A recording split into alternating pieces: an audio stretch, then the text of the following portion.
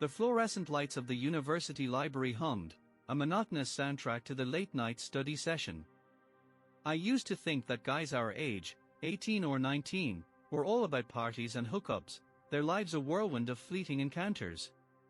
The guys I knew, mostly acquaintances from classes, seemed to drift through life, focused on their next exam or video game.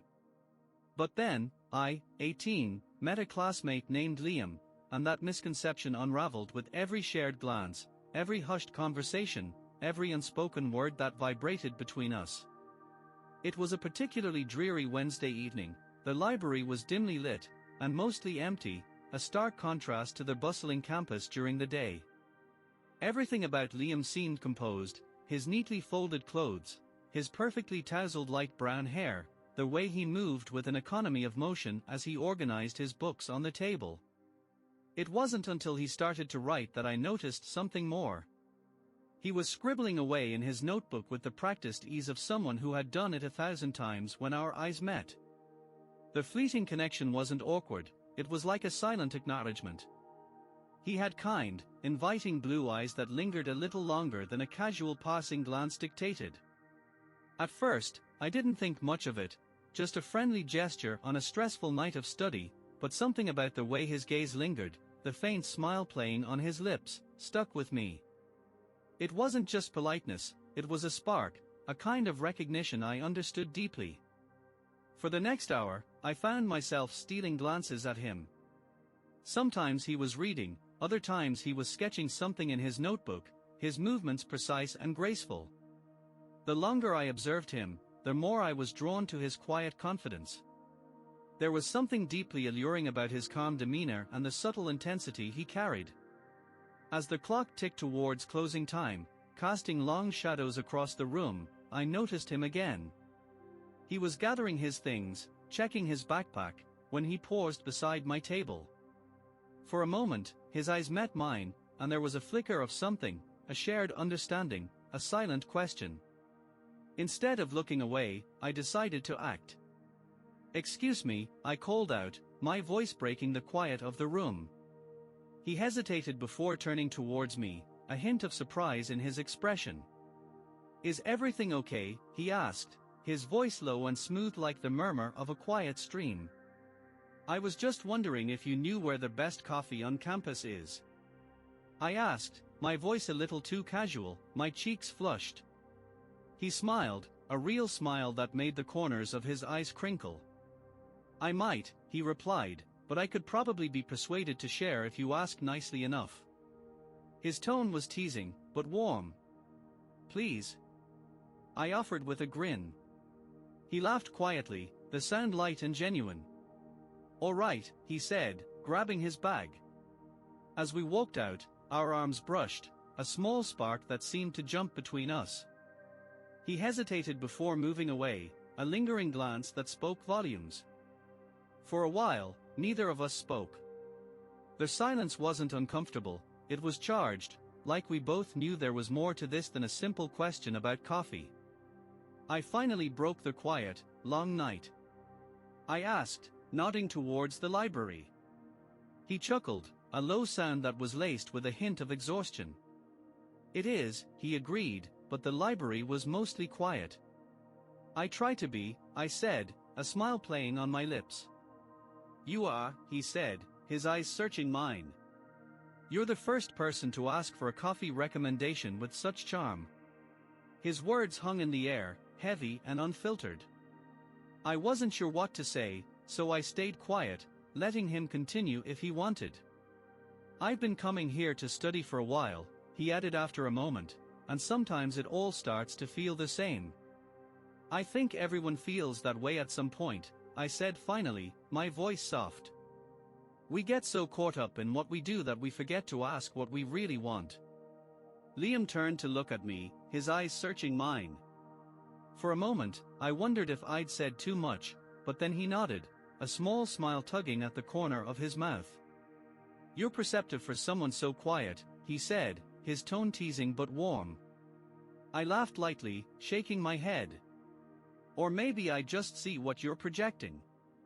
That made him laugh, a deep, genuine sound that seemed to fill the street. It was the first time I'd seen him let go of the weight he carried, even if only for a moment. It felt like a small victory. As we walked, or rather, as we found reasons to be near one another, lingering by the library's door, by the campus square. We talked about everything and nothing, his dreams of becoming an architect, my struggles with writing essays, the books we were reading, our dreams for the future. The more we talked, the more I realized how much I enjoyed his company. There was something comforting about his presence, like a calm in the middle of a storm. Eventually, the conversation slowed, and we walked in companionable silence, watching the city lights around us. I could feel his gaze shift to me every now and then, but I didn't turn to meet it. Not yet. There was something unspoken in the air between us, something fragile and undefined, and I wasn't ready to break it. Finally, he spoke, his voice barely above a whisper. "It's been a long time since I felt this at ease," he said, his words catching me off guard. I turned to look at him, his expression was open, vulnerable, in a way I hadn't expected. "You don't have to thank me," I said softly. "I'm glad I asked you about coffee." For a moment, we just looked at each other, the quiet intimacy of the moment settling around us. It wasn't a grand gesture or a sudden revelation, it was a connection, simple and profound, that neither of us had anticipated. As our conversation wore on, I couldn't shake the feeling that this was only the beginning of something neither of us fully understood yet, and I can tell you the beginning it was. This was only the kickoff of something I could never have imagined, not even in my wildest dreams. The hours after that first conversation felt different. It wasn't as though anything monumental had changed, but there was a new layer to my time at campus. I'd find myself looking around for Liam more often, hoping to catch a glimpse of him in the cafeteria or walking to class. When our eyes inevitably met, it felt like an unspoken invitation. It didn't take long for these glances to become more intense. A nod from him, or a smile from me was all it took, and I'd find myself lingering closer, drawn to his quiet presence. There was a rhythm to our interactions, a flow that made the hours slip by unnoticed. He spoke with a calm confidence, his words measured but meaningful. I began to understand the depth of his thoughts, the way he carried years of experience with a mixture of pride and quiet resilience. One day, as we exited our last class of the day, Liam invited me to the campus art studio. "I realize I've been sticking pretty close to the library," he said with a smile. "Come, let me show you where my other favorite place in campus is." I hesitated, surprised by the sudden shift, but his easy demeanor put me at ease. "Sure," I said, following him to the studio, past the classrooms and down a narrow hallway. Inside, it was exactly as I imagined, neat, understated, and practical.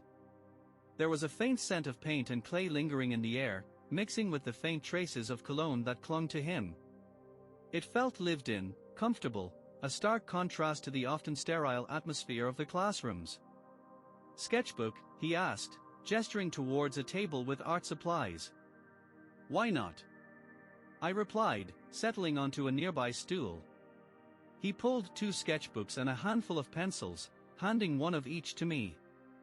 "To art and new friendships," he said, raising a pencil in toast. "To art and new friendships," I echoed, tapping my pencil against his. The first sketch was rough, nothing more than a quick scribble, but it felt like a perfect match for the intimacy of the small space. Liam took a seat opposite me, his posture relaxed, but his gaze sharp. He watched me for a moment as if weighing his words before speaking. "You know," he began, "I wasn't sure about you at first." I raised an eyebrow, intrigued. "Oh. You're observant, and you're quiet. Most people don't bother looking past the surface." His words caught me off guard, and I found myself searching for a response. "Maybe I just know what it's like to feel unseen," I said quietly. "It makes you notice things in others." Liam's gaze softened, his expression thoughtful. "You're a good listener," he said. "It's rare to find someone who listens without trying to fix or judge." There was a weight to his words, a sincerity that made my chest tighten. I wasn't sure where this was going, but something in his eyes told me he wanted something from me. I think sometimes people just need to be heard, I said simply. He nodded, his eyes distant for a moment before returning to mine. You're right, and it's been a long time since I felt heard. The vulnerability in his voice was palpable, and it tugged at something deep within me. I wanted to tell him that he deserved to be heard, that his thoughts and feelings mattered, but the words felt too heavy to say aloud. Instead, I offered him a small smile, letting the silence fill the space between us. As the weeks wore on, our conversation drifted to more personal topics. He shared stories of his struggles with his family, about his dreams of living in a big city one day. I shared bits of my life too, how I'd struggled with coming out, my loneliness, and my own struggles with finding my place in the world. The more we talked, the more I realized that we had a lot more in common than I had first anticipated. At one point he leaned back in his chair, his pencil resting on the table. It's funny, he said, his voice tinged with nostalgia. When you're a kid you think the world is full of possibilities, but growing up makes everything feel so small and restrictive. I nodded, understanding the sentiment even though my experience was so different than his. Do you ever feel like you missed something? I asked, the question slipping out before I could stop it. He considered this for a moment, his gaze fixed on the floor. Sometimes, he admitted, but I try not to dwell on it. Regret doesn't change the past. His honesty was disarming, and I felt a sudden urge to share something of my own. I think everyone has those moments, I said. I'm only 18, and I already catch myself wondering if I'm on the right path. Liam looked at me, his expression soft but serious. You've got time, he said. More than you realize. Don't let fear stop you from living. His words stayed with me long after I left the studio. There was a wisdom in them, a perspective I hadn't considered before. There was something still coming, I could feel it. The way he had looked at me, the way he had spoken to me, it was as if he desired me, and it drove me crazy, as something in me desired him too. As I sat back in my dorm room, staring at the ceiling, I couldn't shake the feeling that Liam and I had crossed an invisible line. It wasn't just about casual conversations, there was a connection between us, something unspoken but undeniable. Over the next few weeks, I found myself drawn to him even more. I'd catch glimpses of him in the hallways and my heart would quicken in a way I couldn't explain. There was a warmth in his presence, a comfort that made me feel seen in a way I hadn't before. As much as I tried to tell myself that it was just a friendly connection, a part of me wondered if it was something more. One night, as we were in the campus lounge, finishing homework, I found myself back in the studio, another sketchbook in hand. The air was warm and still, the faint scent of paints lingering around us. We sat in companionable silence for a while, watching each other sketch. Finally, Liam spoke, his voice low and measured. You know, he said, I never thought I'd find myself here, sharing art with a classmate and talking about life. It's nice. I smiled, the sincerity in his words warming me more than the quietness of the room. I feel the same way, I admitted. It's easy to talk to you. He turned to look at me, his gaze lingering for a moment. I thought he might say something more, but he simply nodded, a small smile playing at his lips. The silence that followed wasn't awkward, it was charged, as though we were both waiting for something neither of us could name. In that quiet moment, beneath the fading light, I realized just how much Liam had come to mean to me. He was not just a classmate, he was so much more. I could just feel it. In some way I was very attracted to him, and I wasn't sure yet, but I think he was attracted to me too. The time that followed felt like a slow dance between the ordinary and the extraordinary. Liam and I fell into a rhythm as if our lives had always been intertwined this way. Our casual conversation turned into longer moments together, and soon it became natural for me to be seeking him out. Each time I stepped into the studio, it felt like entering a world set apart from everything else, a quiet refuge where time seemed to slow down. Liam's presence was magnetic. He didn't need to command attention with grand gestures or flashy words. It was in the small things, the way his voice softened when he spoke about something close to his heart, the quiet hum of contentment as he sketched, or the way he leaned forward slightly when he listened, as though my words were the only ones that mattered. Eventually, he invited me to stay until late at night. It was a small gesture, but something about it felt different. There was a subtle shift in his tone, an undercurrent of anticipation that made my pulse quicken. "It's usually a bit lonely when I'm here this late," he warned with a self-deprecating smile as we began to finish our sketches, "but it's always better with company." I laughed, taking in the sight of him.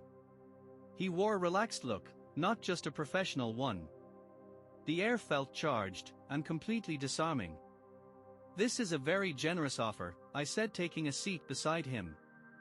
"I know," he replied and shrugged. The remark hung in the air, a quiet nod to the weeks he'd spent with me. I wanted to understand more, but the vulnerability in his eyes held me back. As we sat there, talking, the conversation flowed as easily as ever. He shared stories of his younger days, about the friends he grew up with, and the nights he spent under the stars. His voice carried a mix of nostalgia and longing, as though he were reliving those moments with every word. "I used to think those were the best days of my life," he said, swirling the pencil in his fingers, "but now I'm not so sure." "What do you mean?" I asked, leaning forward. He met my gaze, his expression thoughtful. "Back then, it was all about chasing the next thing, the next group hangout, but I think the best days are the ones where you're truly present." There was a vulnerability in his voice. Where you can sit across from someone and just feel at peace. The sincerity in his voice caught me off guard, and I felt a warmth spread through my chest. "I get that," I said quietly. "It's not about the big moments, is it? It's about the little ones." "Exactly," he said, his lips curving into a soft smile, "and lately, it feels like there are more of those little moments." The words hung between us, their meaning unspoken but understood. My heart raced, and I felt a pull toward him that was as undeniable as it was unexpected. I wasn't sure if it was the late night or the way his gaze lingered just a second too long, but something in me shifted. The night wore on, and the campus became quiet. We remained in the studio, a lingering sense of something special hanging in the air.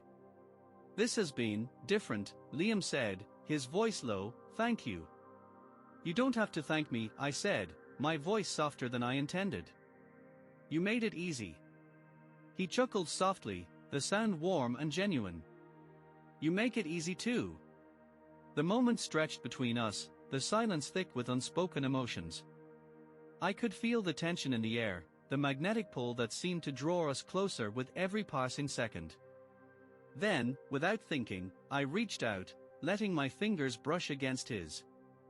His hand stilled under mine, and for a moment, I worried I'd crossed a line. But then, he turned his hand over, his palm meeting mine, his fingers curling gently around mine. The contact sent a jolt of electricity through me, and I felt my breath hitch. "Liam," I began, my voice barely above a whisper. He shook his head, his thumb brushing against the back of my hand. "It's okay," he said softly. "You don't have to say anything." His words were both a reassurance and an invitation, and I felt my resolve crumble. The space between us seemed to shrink, and before I knew it, I was leaning closer, drawn to the warmth of his presence. When our lips finally met, it was tentative, a careful exploration of the emotions we had both been holding back. His touch was gentle but firm, his inexperience evident in the way he moved, the way he held me as if I was something precious. It wasn't rushed or frantic, it was steady, deliberate, and filled with a depth of feeling that left me breathless. When we finally pulled apart, his forehead rested against mine, his breath warm against my skin. "I didn't think this was possible," he admitted, his voice tinged with disbelief. "Neither did I said, my voice shaky but honest. "But I'm glad it is." For the first time in a long time, I felt completely at ease, as though I'd found a place where I belonged. As I sat there, wrapped in the quiet comfort of Liam's presence, I knew that whatever came next, I was ready to face it with him. And I knew that this was not over. It was the beginning of something bigger than I could have ever imagined. The night carried a serene weight, as though the universe itself had paused to take a breath. Liam and I remained in the studio, the soft glow of the security lights casting warm shadows on his face. His eyes lingered on mine, a mix of gratitude and trepidation swimming in their depths. I could sense the hesitation in him, the years of restraint and responsibility that threatened to pull him back. "Are you okay?" I asked softly, my hands still resting in his. He nodded, exhaling slowly. "I am," he admitted. It's been a long time since I let myself feel this way." I smiled, understanding the courage it must have taken for him to admit that. "Me too," I said, though my experience with vulnerability paled in comparison to his. "But I think we deserve this, don't you?" Liam's lips curved into a faint smile, but the weight in his eyes remained. "I spent so many years convincing myself that there was only one way to live, that the roles we play, student, friend, roommate, define us entirely, but lately," he trailed off, his gaze drifting to the window where the city lights shone. "Lately?" I prompted, leaning in slightly. "Lately I've been wondering what else there is," he said, turning back to me, "what it might mean to choose something for myself, to feel something just because I want to." His words hung between us, heavy with meaning. I squeezed his hand gently, anchoring him to the moment. "You can," I said simply, "and you don't have to apologize for it." He closed his eyes briefly, as though absorbing the truth of my words. When he opened them again, there was a quiet determination in his gaze. "You're something else," he said, his voice low and filled with a warmth that sent a shiver through me. We sat there for a while, the silence between us filled with the kind of understanding that didn't need words. I could feel the shift in him, the way his shoulders relaxed, and his grip on my hand steadied. He wasn't fighting it anymore, he was allowing himself to be present, to let the moment unfold without resistance. Then, as the clock ticked past midnight, Liam's eyes took on a different kind of intensity. He leaned closer, his voice dropping to a whisper. "Do you want to?" He hesitated, glancing towards the back of the studio.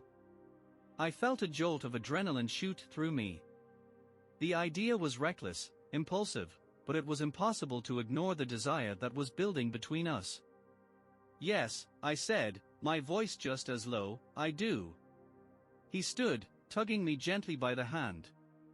"Quickly," he said, leading me towards a small utility closet in the back of the studio. My heart pounded as he pushed open the closet door. The space was small, the lights were off, but in that moment it felt like the only place in the world where we could truly exist. I turned, and Liam was there, his eyes dark with want. He didn't say anything, just reached for me, his hands cupping my face as he kissed me with a ferocity that matched my own. His tongue slipped between my lips, and I moaned into his mouth, my hands tangling in his hair. We fumbled, the narrow space making everything feel more urgent. He pulled my shirt out of my trousers, his fingers brushing across my skin, sending shivers down my spine. I reached for his belt, and he groaned when I undid it, his eyes never leaving mine. We were fumbling, the tight space making everything feel more urgent. "Are you sure about this?" he asked, his breath hot against my ear. "More than anything," I said, my voice thick with desire. We kissed again, a deep, hungry kiss that left us both breathless. He unzipped my trousers, and I did the same to his. The contact was electric, the small space amplifying every touch. I pulled him closer, and he wrapped his arms around me, holding me tight against his body. We moved together, a desperate rhythm that matched the throbbing in my chest. The small space seemed to disappear, and I was lost in the sensation of him, his skin hot against mine, his breath rasping in my ear. We pushed against each other, our bodies moving in perfect sync. The intensity built, a crescendo of sensation that left us both gasping for breath. As we reached the peak, I squeezed my eyes shut, letting go of everything but the moment. We stood there, panting, our bodies pressed together, the sounds of the campus a distant hum. When we finally pulled apart, it was with a sense of disbelief. Liam started, his voice shaky. "Don't," I said, pressing a finger to his lips. "Just, don't."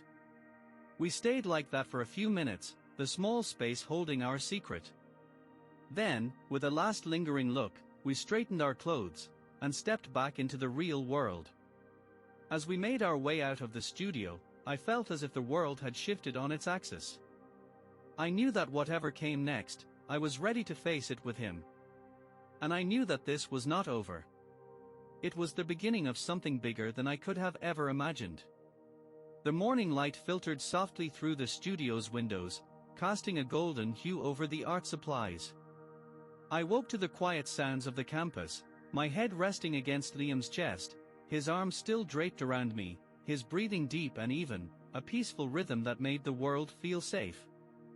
For a moment, I stayed perfectly still, savoring the tranquility of the moment. It felt like the kind of morning I'd always hoped for, simple, quiet, and filled with a sense of belonging. Eventually, Liam stirred, his eyes fluttering open. As he looked down at me, a slow, warm smile spread across his face. And he gave a soft chuckle. "Good morning," he said, his voice still heavy with sleep. "Morning," I replied, feeling my cheeks warm under his gaze. He reached up, brushing a strand of hair from my forehead. "I can't remember the last time I woke up feeling this content," he admitted, his voice tinged with vulnerability. "Me neither," I said, smiling back at him. "This feels right." "It does," he agreed, his expression softening more than I ever expected it would. We stayed like that for a while, the weight of the world kept at bay by the stillness of the moment. There was no rush, no need to fill the silence with words. Everything we needed to say was spoken in the way we held each other, in the way his hand absent-mindedly traced circles on my arm, in the way our breaths synchronized as if our bodies had found their own rhythm together. Eventually, hunger began to creep in, and Liam reluctantly pulled away. "I think I owe you breakfast," he said with a grin, sitting up and stretching. "You don't owe me anything," I said, following him to the campus cafeteria, "but I'm not going to say no to campus breakfast." He laughed, the sound light and free, as he rummaged through his bag. "How do you feel about campus food?" "Perfect," I replied, taking a seat at a nearby table. As he got his tray, I watched him with a sense of quiet admiration. There was something grounding about the way he moved, his actions steady and purposeful. It reminded me of why I had been drawn to him in the first place, his quiet strength, his ability to make even the simplest moments feel meaningful. When he placed the small tray in front of me, the aroma was, well, it was campus food, but it was good. "You've really outdone yourself," I said, taking a bite. The flavors were, okay, just like the man who had found it. Liam smiled, sitting across from me. "I wanted to make this morning special," he said, his tone earnest. "You did," I assured him, "more than you know." After breakfast, we found ourselves back in our dorm rooms, the weight of the previous night still hanging in the air, but in a way that felt comforting rather than heavy. Liam leaned back on his bed, his gaze distant for a moment before he spoke. "I never thought I'd feel this way again," he said, his voice quiet but steady. "For so long, I convinced myself that part of my life was over, that it wasn't something I could have anymore." I reached out, placing a hand on his knee. "You can," I said firmly, "and you deserve to." His eyes met mine, and there was a rawness there that made my chest tighten. "It's scary," he admitted, "letting myself feel this way, letting myself want this." "I know," I said softly, "but you're not doing it alone." He nodded, his expression softening. "I don't think I could have done this without you. You've made me realize that it's okay to want more, to want something for myself." I leaned in, resting my forehead against his. "And you've shown me what it means to truly connect with someone, to see them for who they are, not who they think they have to be." The moment lingered, the silence between us heavy with unspoken promises. When we finally pulled apart, it was with a sense of quiet resolution. This wasn't just a fleeting connection, it was the start of something that had the power to change us both. As the day wore on, we talked about the future, not in grand sweeping terms, but in the small, meaningful ways that made all the difference.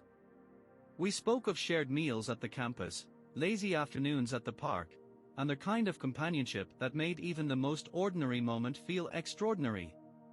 By the time we met up to go to dinner, I felt a sense of peace that I hadn't known was possible. Liam walked beside me as we went to our usual diner, his hand in mine as we watched the world slow down around us. "You know," he said after a while, his voice soft, "I used to think my best days were behind me, but now I'm starting to believe they might still be ahead." I smiled, leaning my head against his shoulder. "They are," I said confidently, "and I'll be right here with you." We stayed like that as we walked. The weight of the past no longer felt so heavy, and the uncertainty of the future didn't feel so daunting. All that mattered was the here and now, and the quiet promise of what was to come. I still feel good about what I did. Helping out a classmate is what we do, don't we? Well, whatever he needs. Bye-bye.